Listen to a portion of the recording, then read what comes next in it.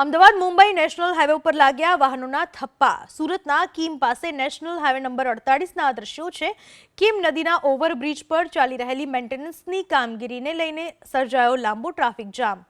માંગરોળ તાલુકાના મોટી નરોલી ગામ પાસે કીમ નદીના ઓવરબ્રિજ પર સમારકામની કામગીરી ચાલી રહી છે, જેના કારણે છેલ્લા 10 કલાકથી 15 કિલોમીટર લાંબો ટ્રાફિક જામ સર્જાયો છે। ટ્રાફિકથી ત્રાસી જઈને નેશનલ હાઈવે નજીક આવેલા ગામોમાં હવે વાહનો ઘૂસી રહ્યા છે, તો પોલીસની ટીમ પણ ટ્રાફિક વ્યવસ્થામાં લાગી છે। કલાકો સુધી ટ્રાફિકમાં અટવાતા વાહન ચાલકો ત્રાહિમામ પોકારી ઉઠ્યા છે। અમદાવાદ મુંબઈ નેશનલ હાઈવે ઉપર લાગ્યા વાહનોના થપ્પા। સુરતના કીમ પાસે નેશનલ હાઈવે નંબર 48ના દ્રશ્યો છે।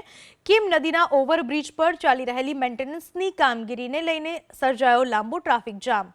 માંગરોળ તાલુકાના મોટી નરોલી ગામ પાસે કીમ નદીના ઓવરબ્રિજ પર સમારકામની કામગીરી ચાલી રહી છે, જેના કારણે છેલ્લા 10 કલાકથી 15 કિલોમીટર લાંબો ટ્રાફિક જામ સર્જાયો છે। ટ્રાફિકથી ત્રાસી જઈને નેશનલ હાઈવે નજીક આવેલા ગામોમાં હવે વાહનો ઘૂસી રહ્યા છે, તો પોલીસની ટીમ પણ ટ્રાફિક વ્યવસ્થામાં લાગી છે। કલાકો સુધી ટ્રાફિકમાં અટવાતા વાહન ચાલકો ત્રાહિમામ પોકારી ઉઠ્યા છે।